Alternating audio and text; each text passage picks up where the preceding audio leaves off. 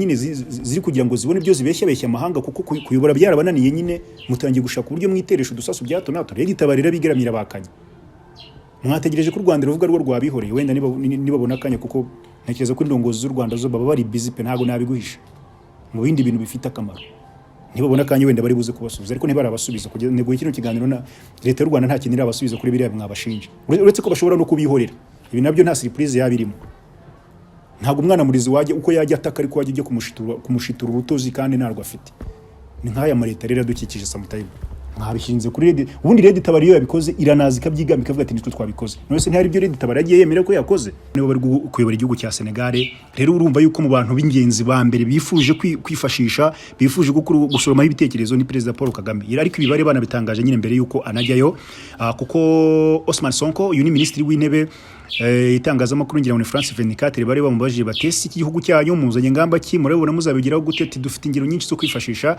ati urugero nka President Paul Kagame Kinshasa byabagendekeye bari abantu barongera barafungura ariko babafunguye hitajyayo kuganira n'ubutegetsi bwa Repubulika ya Demokarasi ya Kongo ku itariki ya 2 z'ukwezi kwa 4 Christophe Rutundura bwo yaganiraga na France 24 bagize icyo babimubaza ati twe twarumiwe ati nagaterera nzamba tukubona igihugu nka kiriya kitugambanira bari bibutse yuko yavukiye hariya ariko ni nko kwisamo wasandaye mu kubafunga rero ariko mwabonye yuko byarangiye ahari gutegurirwa ibitero ngo bisukuye kandi bimeze neza byo kujya gusubiza inyuma M23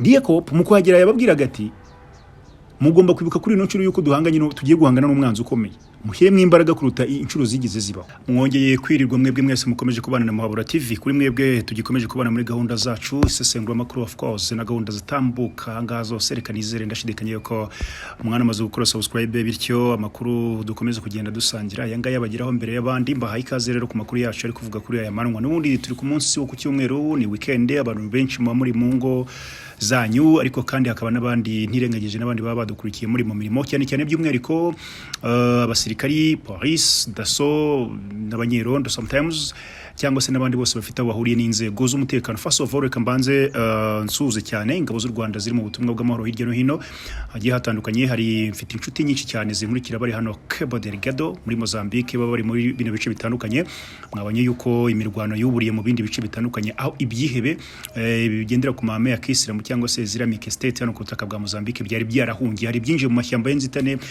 amakuru rwose yizewe nuko abasirikare b'u Rwanda babikurikiyemo rwose umunsi ku wundi bajya kubihahirizamo hari amakuru menshi atujya mu itangazamakuru ari muri ariya mashyamba ya Cabo Delgado ariko nubundi ingabo z'u Rwanda ziri gukora mwakaze nyine mwabonye ko byinshi bakora bo ntago ari ngombwa kuza kwirirwa bashyira ku itangazamakuru cyangwa se mu mbuga nkoranyambaga ariko amakuru mfite kandi nize nuko ibyihe bikiri guhashywa ubwo ingabo z'u Rwanda ziri muri ako kazi ziri kwivuna umwanzi nyine mu gihe za Sadeke zo ngo ziri guhambira ibikapu nazo ngo zitahire zijye muri Kongo kwicukurira nazo amabuye y'agaciro no kuba imizi byacukuriye isi nyine samutayemo hari abahitamo gukurikira inyungu cyane kuruta uko bakurikira izina ry'icyo bari kwirukanka nyuma kuko niba dufite umubare munini cyangwa se urujya n'uruza rw'abitwa peacekeepers bari mu burasirazuba bwa Repubulika ya Demokarasi ya Kongo ngewe ngira ipfunwe n'agahinda kubona dufite abitwa ngo abarinzi b'amahoro cyangwa se abantu ariko mugani menya ari peacekeepers cyangwa ni nko kuyakumira hari ngo yegera gikure yaho yakabaye ari aje munini ngo naje gusa n'ushaka kwita cyane kuri iri jambo nubwo ziba biri mu mvugo z'amahanga ariko bibaye ngombwa ngo ricukumbura urumirwa nyine so iyi Kongo rero ifite peacekeepers benshi cyane MONUSCO Sadeke abarundi n'abandi batandukanye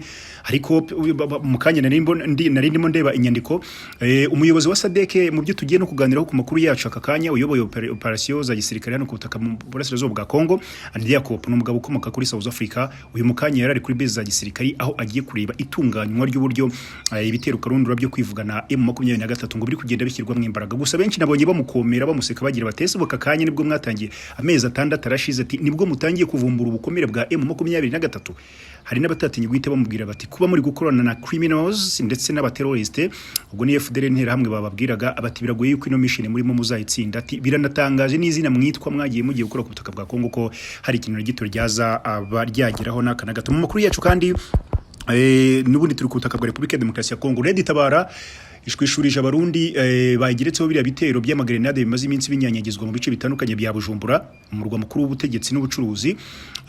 Benshi rero bati ibingibi nta kintu biri buze kofasha. Red Tabara irabyigaramye rwose. Ibingibi mwari mwumvishe ko mu makuru yacu abanza babigeretse kuri Red Tabara bavuga yuko ngo ari abantu batorezwa mu Rwanda, u Rwanda rukabohereza muri Red Tabara. Hari n'abandi bari bategereje kumva icyo guverinoma y'u Rwanda ivuga kuri ibingibi, nta kintu iravuga. Mushobora no kuzarangira bishobora no kuzarangira mwumvise nta kintu bivuzeho, kuko niba hari ikintu nabonye sinzi niba guverinoma y'u Rwanda hari amakesi zamwe namwe mbona ko ishobora kuba yanaca amazi mu buryo umwe cyangwa ubundi, kuko ari uturirimbo twazimwe muri izi leta zikikije yaba Kinshasa na Bujumbura, kuko buri gakomye aho umugezi wapfuye, aho umuhanda wacitse, samutemu ubu ntibabura ukuntu bagurika. Nimwigeze kumva muri Republika Demokarasi ya Kongo amazi aburi Goma bakavuga yuko ngo ari u Rwanda rwabigizemo uruhare. Hari nabigeze kuvuga ngo imyuzure yigeze kwibasira uburasirazuba bwa Kongo ngo bayigizemo uruhare n'u Rwanda, uretse ko babuze uburyo bavuga ko ari igisirikare, bavuze ko ngo ari u Rwanda ngo rwatemye ngo amashyamba. So ni ukuvuga ngo buri kintu kidashoboka muri ibi bihugu intero n'inyikirizo nimwe mu rwego rwo kugira ngo inshingano hari zitava mu biganza by'aba bantu bahita babishyira ku Rwanda. So ibyo byose rero nibyo tugiye kuza twigarukira, ariko inkuru nyamukuru tugiye kuganiraho zishingiye mu karere k'ibiyaga bigari nk'uko bisanzwe. Umutwe wa M23 imasisi hari akandi gace gashya bigaruriraga, ni ahitwa mu Kinigi, ariko mwumva ko amazina amwe namwe mu burasirazuba bwa Kongo n'ubundi yitiranwa n'amazina menshi ari ku misozi yo mu Rwanda. Biba byitiranwa haza Masisi nyine, kuko of course uzahasanga n'umubare munini w'abavuga ikinyarwanda nyine, ubusanga n'ubundi n'imico yaho, amazina, udusozi batuyeho birajye gusa cyane n'ibyo mu Rwanda nyine ku misozi igiye itandukanye. So Masisi rero M23 ubwo yari imaze guhinguka hano muri uyu musozi wa Kinigi, abaturage bose basutse mu nyubako zabo, bose barabakikiza bati nimwe twarabuze aho babagereranyaga na Mensia. Na kandi gace gashyashya gafashwe rero muri aka kanya, cyangwa se na kandi gace kageze mu biganza bya M23. Ni ukuvuga ngo SADC bari ku ruhande rumwe bagira bati mureke dutegure operation Karundura, ni operation bagiye kwifatikanyamo na FDLR ndetse na FARDC, buri coalition yose isanzwe ifasha igisirikare cya Republika Demokarasi ya Kongo, ariko ni M23 nayo itarangaye. Ariho hantu bahise babwira ino SADC ati murarye muri mbenge, kuko mushobora kuzajyana umubare munini ariko mukazagarukana mukeya. Bati kuko niba amezi atandatu ashize akaba ari bwo mwatangiye kumbura yuko M23 ikomeye, niba mutari beshye barababeshye. Ati ibyo byose nibyo mugenda muvumbura.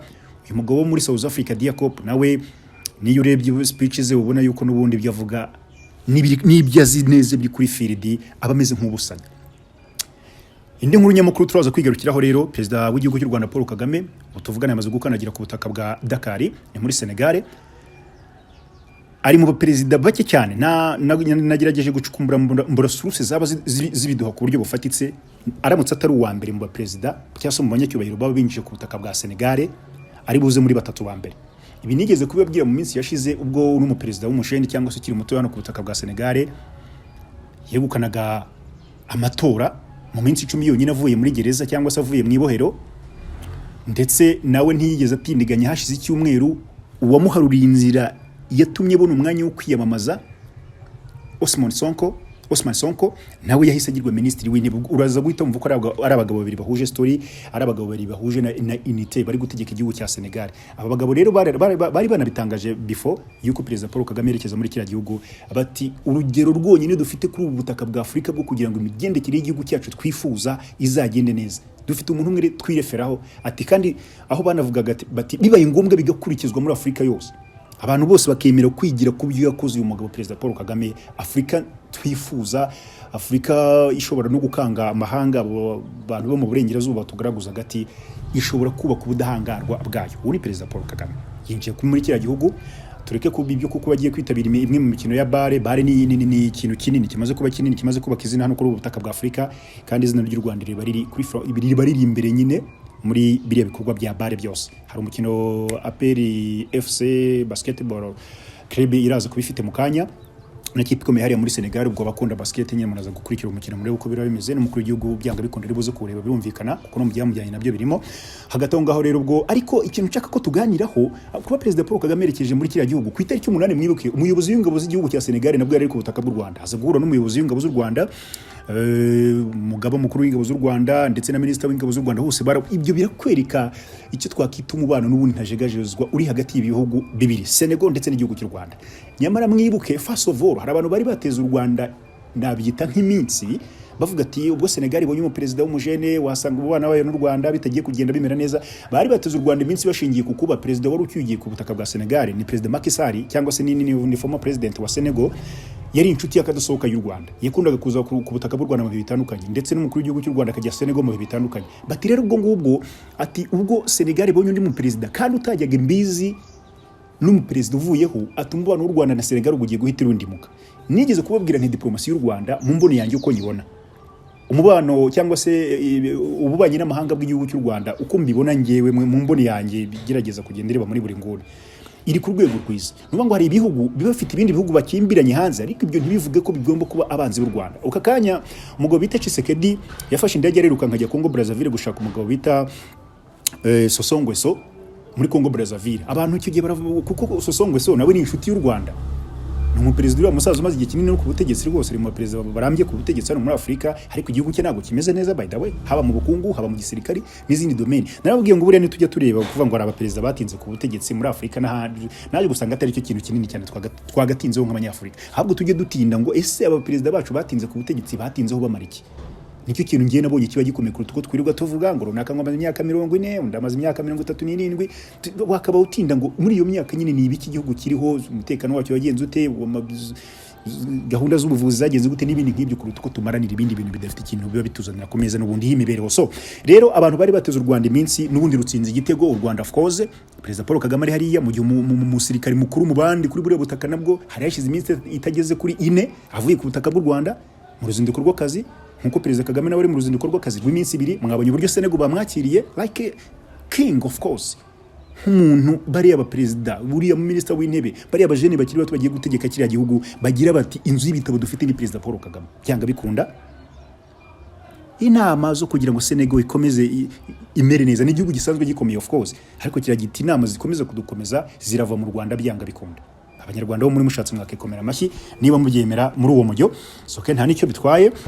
Hagati aho ngaho rero ibyo byose biri kuba nyine mu gihe Burundi baracyavuga yuko u Rwanda muri kujya kutoza bajya kurasayo, Kongo iracyavuga yuko ngo muhora mwohereza abasirikari kujya kwica umutekano, ariko ibyo byose turaza guhita tubigobekera ku nkuru y'agaterera nzamba. Repubulika ya Demokarasi ya Kongo mu minsi yashize bari bafunze abantu bakora muri societe y'ubwikorezi bw'abantu n'ibintu biciye mu kirere, ubwo ni indege Kenya Airways Kinshasa barabafunga. Ni Kongo ihora yiruma nk'igikoko nyine, sometimes hari ibibazo baba baza suruse z'ibyo bibazo ho biva, ariko bakahihorera ntibajyo, niba ari ubwoba, niba ari ukwanga kugira abanzi benshi ntuze kumbaza. Ku itariki ngira ngo mu kwezi kwa 11 2023 ngira ngo ni itariki 15 nibwo Alliance Fleuve Congo twumvise itangazo ryikubisa hanze yuko havutse umutwe ugiye gukuraho ubutegetsi bwa Perezida wa Repubulika ya Demokarasi ya Kongo Tshisekedi Chilombo. Ubu ni umutwe wari ushinzwe n'umugabo wita Corneille Nangaa. Uyu mugabo yabaye yabaye perezida wa komisiyo y'amatora ku butaka bwa Kongo, ni yitwa Seni. Aziranye n'abanyekongo, aziranye na Congolese people, abantu benshi cyane n'imbere mu butegetsi, aziranye n'igisirikare ku rwego rwo hejuru, aziranye na polisi n'abandi batandukanye bakomeye. Uyu mugabo yicara muri Kenya i Nairobi na perezida w'umutwe wa M23 Bertrand Bisimwa, nawe he was there. Baricarana bajya muri hoteli Nairobi, bari babizi byanga bikunda ntabwo igikorwa nka kiriya cya politiki cyajya kuba abantu mu nzego nkuru z'igihugu batabizi, ntibishoboka. Perezida William Ruto yari abizi, n'inzego za gisirikare bari babizi, nta muntu n'umwe wigeze bakoma mu mukora, nta n'uwababwiye ngo ibikorwa byanyu turabibangamira. Igikorwa kirarangira, umutwe urakorwa, uravuka, birarangira, itangazo ribaririze Dawudi rijya mu itangazamakuru, turabisoma turabitangaza. Icyo gihe Kinshasa bari bicaye inkubira bakubita ati karabaye, Nairobi nimwe mwatugambandira, biba n'ibintu bikomeye cyane. Icyaje gukurikira abantu bari biteze kuvuga ngo iyi Repubulika ya Demokarasi ya Kongo ihoze imbone ku mupaka w'u Rwanda na Kongo, ireba hakurya Rubavu yahukiranye ikomeza Kigali, ivuga yuko ari ibibazo biri kuva, kuko bari kubona aho umutwe ushaka gukuraho ubutegetsi bw'umukuru w'igihugu uvukiye uremewe. Bababajije byo kwiyirurutsa ati, kuko wibuka Kinshasa bahise banahamagara, hari amakuru avuga yuko William Ruto yahamagawe na Kinshasa, baramubwira ati wadufungiye uwo mugabo bita Corneille Nangaa ugiye kuri mu mutwe gukuraho Perezida Tshisekedi. William Ruto arababwira ati turi igihugu kigendera ku mahame ya demokarasi, turi igihugu kirimo demokarasi, ibyo bintu mutubaza mwashyirwa iyo nta kintu tugomba kubikoraho. Corneille Nangaa yifatira indege agaruka hano za Rucuru, uburasirazuba bwa Repubulika ya Demokarasi ya Kongo, nta muntu n'uyu n'umwe umuri urwara. Kinshasa rero itazi ikishaka n'ibikoreshwa, ariko kanye kugeza kana kanya gusobanura n'ibintu bya Kongo biranagoye. Kongo niyo yabikoreshwa, yaba igeraho igatinguha n'abayikoresha. Ubwo icyo gihe basabye Nairobi yuko bakabaye babahanye, ntibabana barabyihorera, birangira uko abantu bose bagira bati umubano hagati Kinshasa na Nairobi waba ugiye kuba mubi.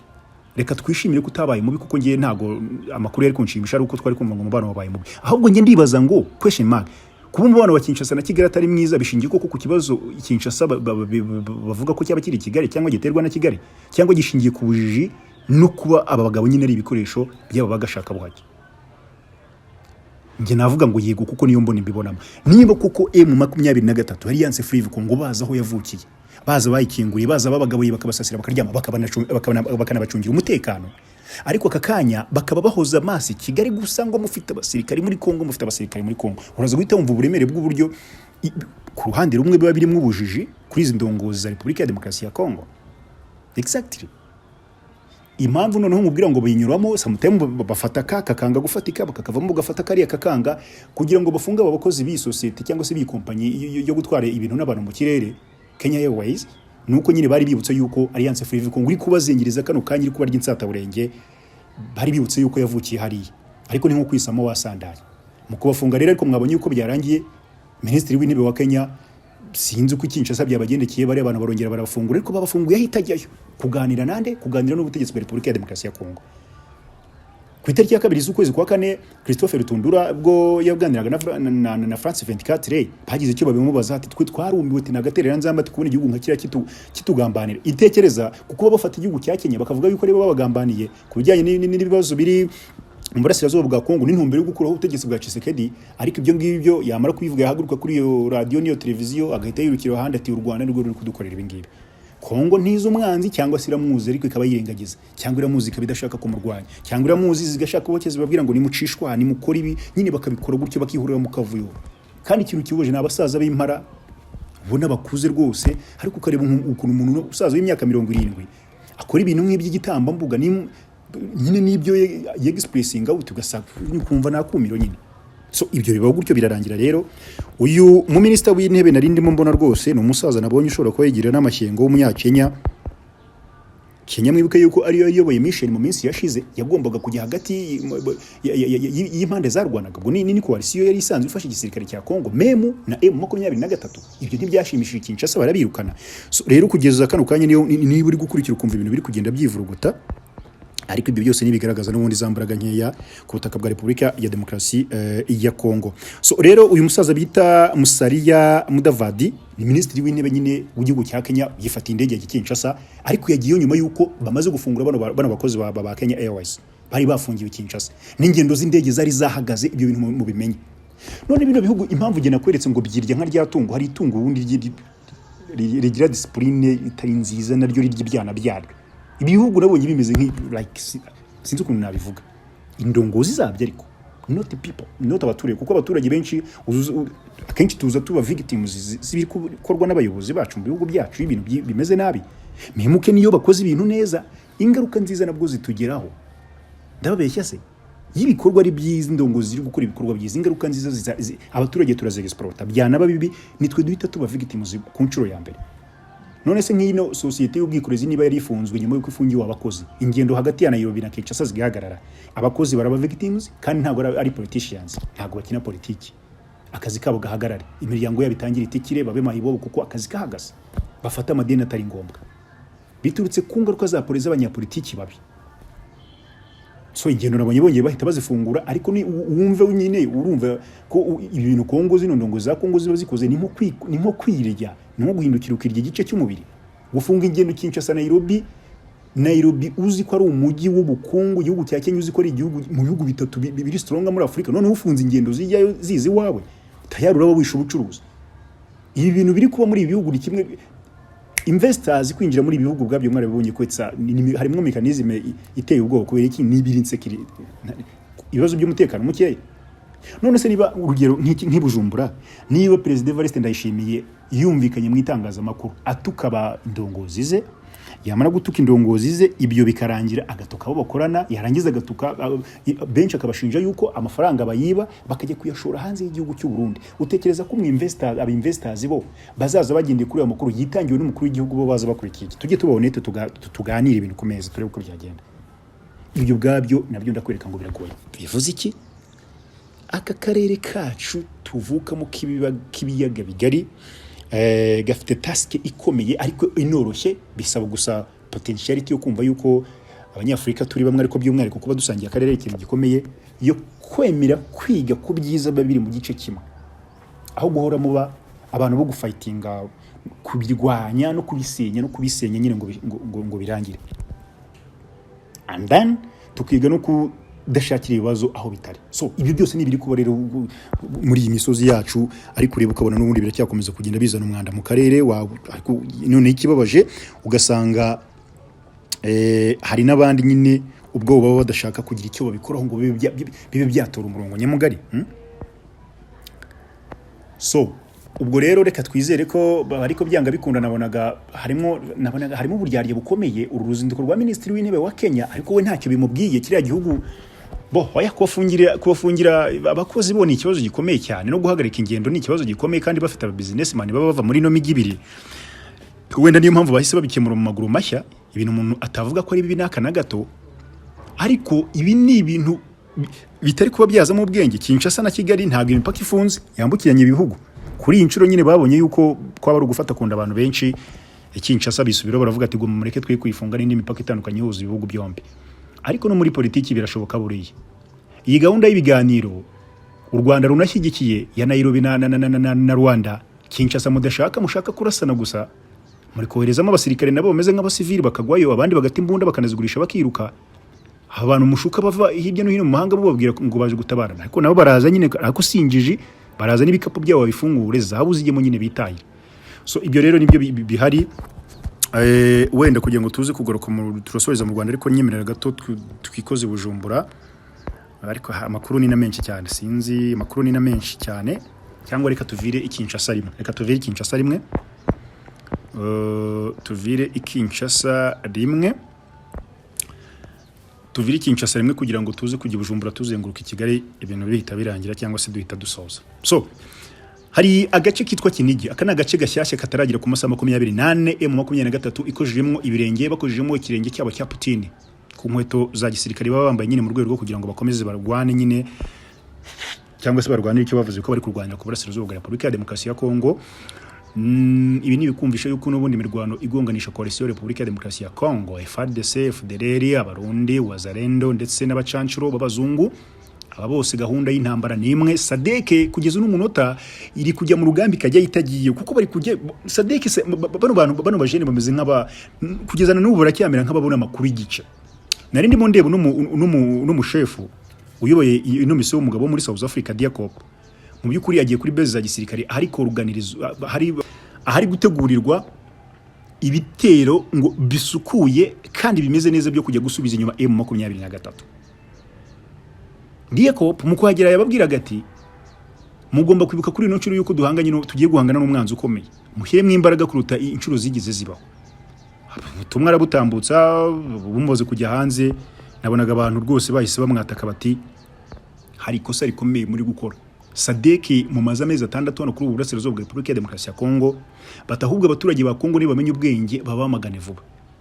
Gusa nabonaga Sadeke mu gisobanura baravuga yuko bagiye gukomeza gushyiramo imbaraga zabo mu bijyanye no gucunga umutekano w'abasivili. Ariko ibi bintu Sadeke yisubiyeho, wenda ntituyumve mu mirwano yo kwirukanka nyuma ya M23, tukabumva mu nkambi zirimwe abakuwe mu byabo n'intambara, babarinda babagezaho imiti n'amazi. N'ukuri Sadeke nta kintu byabitwaye ku butaka bwa Kongo, ariko kano kanya barajwe ishinga ngo gushyiramo imbaraga barebe n'uburyo bazamenera mu mashyamba birohe kuri M23. Gusa ikigaragara bagize ubwoba bukomeye cyane bwo kwerura ngo binjire mu ntambara ku mirongo y'urugamba. Sinzi niba atari ko namwe mubibona. Ikigaragara nuko Sadeke nayo yagize ubwoba bwo kwerura ngo ijye ku mirongo y'urugamba icakirane n'intare za Sarambwe ku buryo bugaragarira buri muntu wese. Kubera iki? Isomo ry'urugamba bamaze kuribona. Niba bamaze gupfusha abasirikare barenga 10 mu gihe kigezemo kitaruza nyine kuri uno mwaka, birahita bikumvisha icyo Sadeke ifata nka uko ibona M23 mu mboni zabo. Ibyo biranatanga n'icyizere gike cyuko no bari kuvuga yuko bagiye kuvugurura ibitero bagaba kuri M23 mu mboni yanjye umusaruro biri busiga ubusa. So ibyo tubireke rero, wenda ibyo ni bimaze gutangazwa ni mu kanya gato nje gutangira kino kiganiro bwo rwose. Secretary General wa Sadeke aribwo bitambutse ku rubuga rwaho, platform yaho. Ngo Diakop nyine niwe ugomba kuza sinya havuga ati bigiye kugenda gutya na gutya. Basobanuraga uburyo nyine yitabiriye iriya myitozo ikomeje cyangwa gutegura biriya bitero bikomeje kugenda bishyirwamo akabaraga. So twigire hano ku mirongo y'urugamba, ndimo ndabona amafoto cyakoze ibice M23 irimo. Mu by'ukuri niba video mbi batazihisha cyangwa amasoko mwanga kuziduha, handi siko mbitekereza, ariko igice M23 irimo harimo ibyishimo mu by'ukuri. So mu mirwano yabereye rero mu karere ko cyangwa se mu mirwano yabereye mu rukerero rwo kuri iki cyumweru yahanganishije umutwe wa M23 na FDLR FARDC, yarangiye agace ka Kinigi kigaruriwe n'umutwe wa M23. ni mu gihe general cyangwa se mu gihe general witwa Kigingi wari uharwariye bikomeye kubera ibikomere by'amasasu, yatwawe mu ngobyi arahungishwa. Ifatwa rya Kinigi rero ryateye abawazarendo na FARDC kwitana ba mwana ati ni mwebwe, abandi namwe ati ni mwe mwabigwari mwete mwarangaye, none Kinigi umwanzi arayifashe. Umwe rero mu babibonye n'amaso ye yabwiye igitangazamakuru cya Rwanda Tribune iki gikorera mu Rwanda yuko ubwo abarwanyi ba M23 binjiraga muri Kinigi, abaturage babasangije ibirego byinshi cyane by'urugomo bakorerwa na wazarendo ifatanyije na FDLR. Muri urwo rugomo haravugwamwo ubusahuzi, gufata abagore ku ngufu ndetse no kwica abaturage babahoye ubusa. Ni kuvanga abaturage bari muri ibi bice bitandukanye M23 ubundi yagiye ibohora.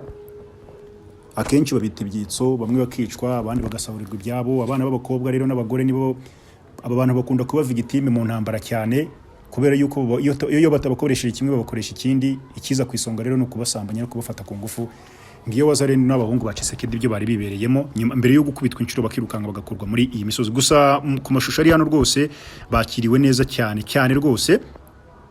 Kandi umutwe wa M23 ukomeje kugenda bigarura ibice bitandukanye muri teritwari ya Masisi ku muvuduko uri hejuru cyane rwose. Ibiri no mu bintu byateye ubwoba ino Sadeke igira itese kuri no nshuro nitugaba ibitero turarurwana muri hebara, kuko bamaze kubona yuko iyi Sadeke rahanga noneho ataragafuka imvugo rimwe naka na gato, cyangwa se atari abantu bo kuvuga yuko ugiye kugabaho igitero ukarwana nabo mu minota mikeya cyane bikaba bikunze mu buryo wabitekerezagamo.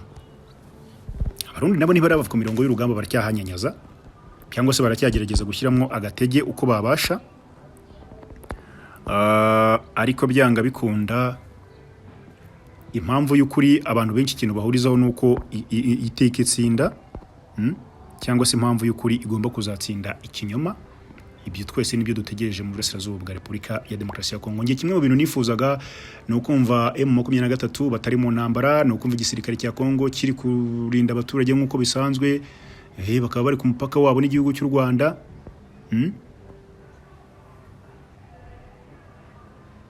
DRC byakomeje kwicanga, ahubwo abantu kubona basubiranyemo kuko Kinshasa irashinja Kenya guha urwaho ihuriro rya Alliance Fleuve Congo. Hose babibashingikiye kandi maze imezi 6 ahubwo bari hafi kwinjira Kinshasa.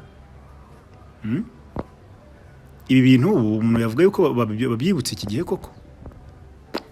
Akarere kaba gafite amakuru menshi cyane, umuntu akibaza aho bizahera. Abadiplomate bo gahunda ihari nyine, amareta bafite amafaranga bazajya bajya mu ndege birirwe bizengurukira. Ikintu kimbabaza cyonyine n'abasivile. Abadiplomate soke bakitemberera bakigendera bakajya mu bikorwa byabo, ariko abasivile bakomeza gupfa umunsi ku wundi.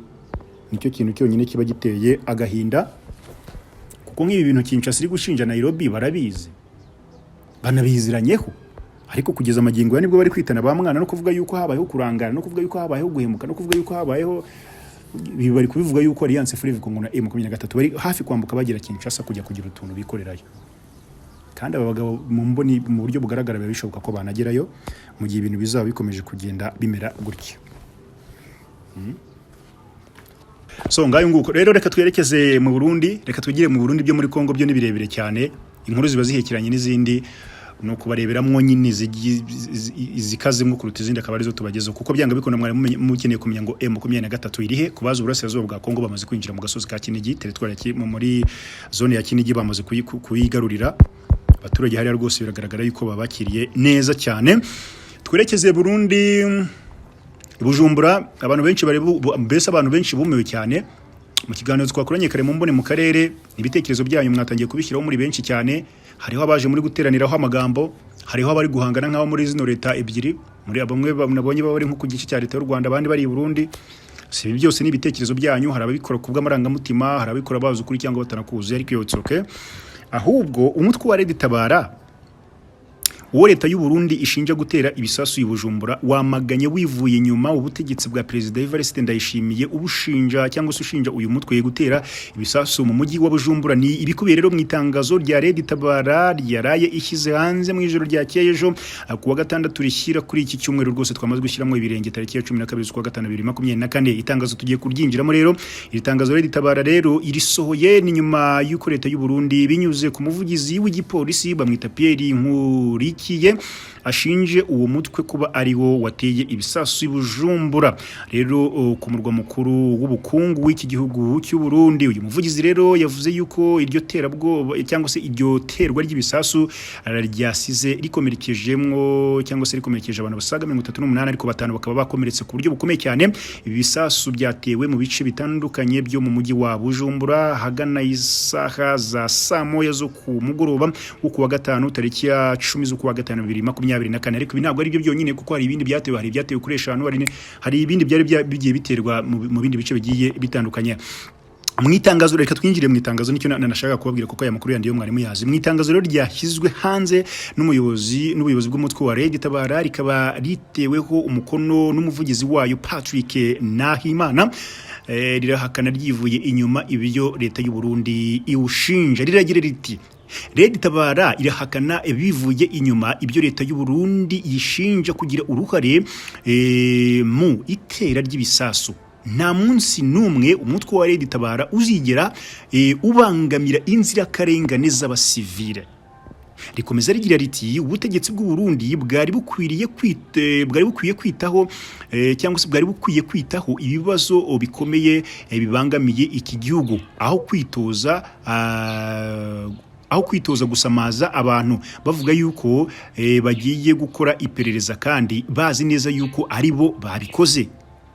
Red Tabara yihanganishije imiryango yagizweho ingaruka n'ibyo bitero. Ibyo bivuzwe na Red Tabara ni mu gihe abaturage cyangwa se abatavuga rumwe n'ubutegetsi bw'u Burundi bakomeje kugaragaza yuko ibitero bya grenade byagiye biterwa muri Bujumbura ari ikinamico leta y'iki gihugu irimo gukina rwose, aho ngo baba bashaka kugaragariza ibihugu by'amahanga yuko nyine umutekano wabo uri kwangirizwa. Abarundi nababwiye ngo zino ndongozi z'abarundi zigira n'isoni nkeya kuko bino bintu batatenye kuzana mu Rwanda, n'isoni nkeya rwose, nagasuzuguro ko tukareke kuko umuntu wese udafite indero kuba yanasuzugura ntabwo ari igitangaza, ariko biranabonye ari isoni biteye n'isoni. So ni mu gihe rero igihugu cy'u Burundi cyangwa se kirimo ubukene bwinshi cyane ku rwego rutigeze rubaho n'ikindi gihe, harimo ko gikeneye lisansi na gitoro. Ikindi nuko amagambo akunze gutangazwa na Perezida Evariste Ndayishimiye nayo abangamiye benshi cyane muri iki gihugu, bayafashe nk'umwanda, ndetse yuko hari n'abatishimiye ifungwa rya Guillaume Bunyoni wahoze ari minisitiri w'intebe. Uyu wazabakoraho bakaba rero bifuza ko igitutu ubutegetsi bw'iki gihugu kugira ngo arekurwe mu maguru mashya. Bitabaye ibyo Burundi burakomeza kwinjira ahantu habi. Binigeze kubabwiraho kare mw'abantu mwe, dore ibingibi bisohotse akakanye ntago nari mbizi. Uyu mugabo Guillaume Bunyoni nababwiye nti bamushinja ibintu ngo birimo kunyuruza imitungo nta bindi bindi. Ibi bintu ngo niba Ndayishimiye ubwo araza akababwira ko abarusha itunga kandi ari utegeka igihugu, kuki mugira ngo ari minisitiri w'intebe we abe ari umuntu wari kuba araho nta kintu afite? Ndayishimiye ejo niba bababwiye ngo nimuzane imitungo yanyu mufite yose muyidandure ku meza duhangane, nyamara yagize uruhare rukomeye cyane mu gushyira ukuboko mu kwirukanka kuri uyu mugabo mwafunze mwakatiye urwa burundu. Burundi reka mbabwire mwabyanga mwabyemera. Hari umuntu wamaye muri comment ngo utandukanye ba civile b'abarundi n'indongozi. Ndamubwira niba wumvise ikiganiro cyose ntabwo ari kunyandikira gutyo kuko nabishyizemo. Iyo tuvuze amareta yacu tuvuga indongozi ziri kwica ibintu nkana biri no kugira ingaruka ku bene igihugu cyangwa se ku baturage b'ibi bihugu. Ntabwo tuba tuvuze ngo abaturage bose, ko abaturage ni victims nk'izi zose. Nk'aba civilians bari guterwa ibisasu bibereye muri gare, harimo abana b'abakobwa n'abahungu n'ababyeyi n'abapapa bitahiye bavuye gushaka imitahe itunga imiryango yabo, bakajya kumva igisasu gitewe n'izi leta nyine ziri kugira ngo zibone ibyo zibeshya amahanga, kuko kuyobora byarabananiye nyine mutangiye gushaka uburyo mwiteresha udusasu bya hato na hato. Rero itabarira bigaramira bakanye. Mwategereje ko u Rwanda ruvuga rwo rwabihoreye, wenda nibabona akanya, kuko ntekereza ko indongozi z'u Rwanda zo baba bari busy pe, ntago nabiguhisha mu bindi bintu bifite akamaro. Nibabona akanya wenda bari buze kubasubiza, ariko ntibarabasubiza kugeza nego kino kiganiro na leta y'u Rwanda nta kintu irabasubiza kuri biriya mwabashinja, uretse ko bashobora no kubihorera. Ibi nabyo nta surprise yabirimo.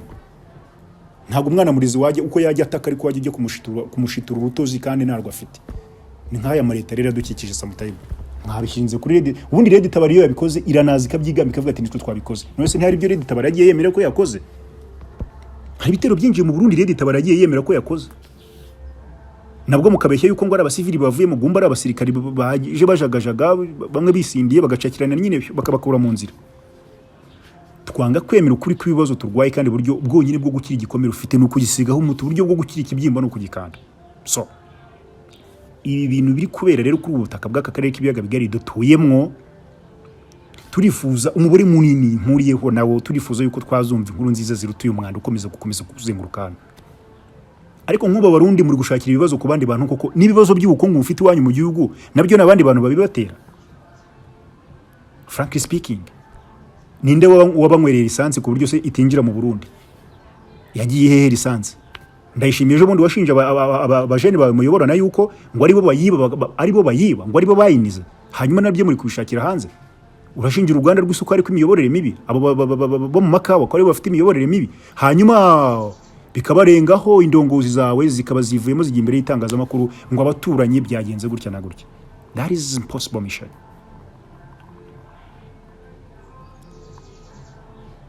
Ni ibintu izikira mico nyine urareba ukavuga se niyo mwakina ikinamico so ibi mwabikora kangahe? Ubu se muri bukomeze muzenguruka igihugu cyose mutera ibisasu umwaka umwe 2 3 n'indi manda mugiye guhanda ishimiye niba muzayimo asimbiza.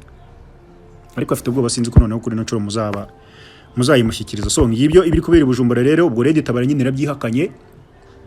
Abarundi baba basembura u Rwanda ubwo bategereje ko u Rwanda narwo wenda ruri buze kuza nabwo ruhakana cyangwa ruvuga ati reka ko turaza kumva byanga bikunda icyo indongozi z'u Rwanda ziri buze kuvuga ku bijyanye n'ibi birego bishya u Burundi bwashyize ku gihugu cy'u Rwanda.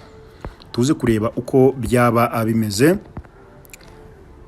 Hagati aho rero abakunzi b'umukino w'amaboko basketball, APR Basketball Club mu kanya ifite umukino n'ikipe yo muri Senegal, ariko abantu mukurikira bare singemo nakanya ko kuyikurikira pe kandi nabonye habarimo imikino iryoshye.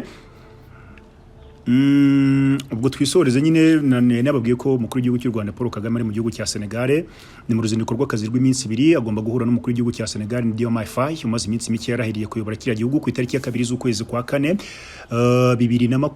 2024 ebyiri z'ukwa 4 rwose nibwo uyu mujene yarahiye n'umuperezida ukiri muto cyane na minisitiri w'intebe we ni muto, bose ntawe ufite imyaka 50, bafite imyaka nk'aya yindi perezida w'igihugu cy'u Rwanda Paul Kagame yifuza yuko hazavamwo umuntu muri iyo myaka akaba yazayobora igihugu cy'u Rwanda mu gihe His Excellency Paul Kagame azaba avuze ati reka nduhuke hagire n'abandi mukomeza ku nshingano. Abajene nabo nibo bari kuyobora igihugu cya Senegal. Rero urumva yuko mu bantu b'ingenzi ba mbere bifuje kwifashisha bifuje gusoroma ibitekerezo ni perezida Paul Kagame. Ariko ibibare bana bitangaje nyine mbere yuko anajyayo, kuko Ousmane Sonko uyu ni minisitiri w'intebe, itangazamakuru ngira ngo ni France 24 bari bamubajije batesi igihugu cyanyu muzanye ngamba ki murabona muzabigiraho gute? Ati dufite ingero nyinshi zo kwifashisha. Ati urugero nka perezida Paul Kagame ni umwe mu bantu ushobora kureberaho uko watwara igihugu cyawe kandi ukagitwara neza ibintu bikagenda neza. Ati kandi ibi ngibi binabaye muri Afrika hirya no hino ibintu byagenda bimera neza cyane.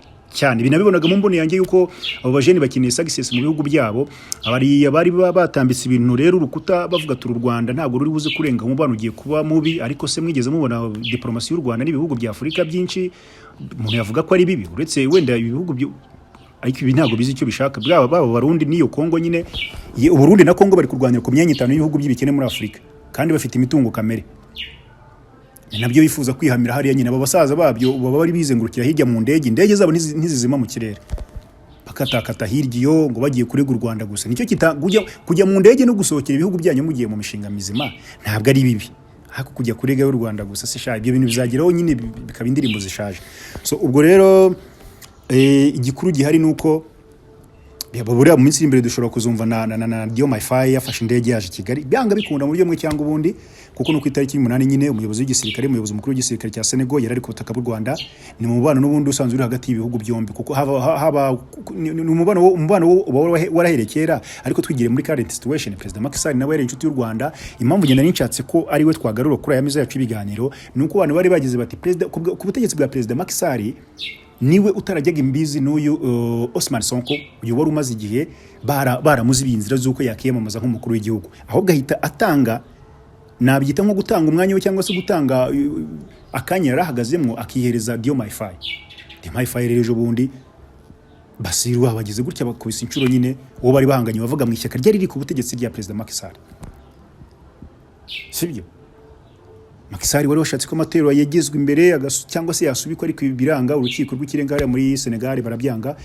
Ngira ngo mwana banye uko byabaye ngombwa yuko Horo na Louise mushiki wabo kuko Senegal ni igihugu kinyamuryango cya OIF, Organisation Internationale Francophone, ariko abantu bari bazi yuko nyine ubwo mubano uzahita uba nabi, ntago wabaye nabi rero ahubwo ugiye kuba mwiza kurushaho. Cyo nicyo kintu naguhamiriza cyangwa nicyo kigaragara, reka naye kugihamya nko nicyo kigaragara mu buryo kigaragarira n'udashaka kubibona. No kuba President Kagame rero ari mu baperezida bakanagiye kuri buri butaka bwa mbere kubw'ubuyobozi bw'aba bajene, nuko byanga bikunda. Mwabonye ko yaba presidency ya Senegal bashyizeho statement igaragaza yuko bishimira uruzinduko rw'umukuru w'igihugu cy'u Rwanda Paul Kagame kuri buri butaka. Ibyo byose ni insinzi y'u Rwanda mu buryo bumwe cyangwa ubundi.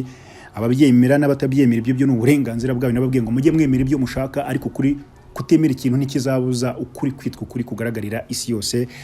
Muri rusange ni mu ruzinduko rw'iminsi 2 rero haraba hari hakorwamo ibikorwa byinshi kandi bigiye bitandukanye bitari nabi kuri ibihugu byacu muri rusange. Amakuru nari nifuje ko tuganiraho kuri aya manwa na aya ngaya. Ugandi makuru arishobora kuza mu masaha ari imbere. Mukomeze mu nsengero, mukomeze ngire impagarike n'ubugingo imbaraga, namwe mukomeze mubane natwe, mukomeze mwibere kuri uno murongo. Ibyo biranyubaka birantiza imbaraga mu buryo bumwe cyangwa ubundi. Ndacyafite ideni rikomeye ryo kubagezaho amakuru acukumbuye, amakuru kandi abageze hanze ako kanya tugakomeza kugenda duhurizaho ibitekerezo. Blessings over blessing.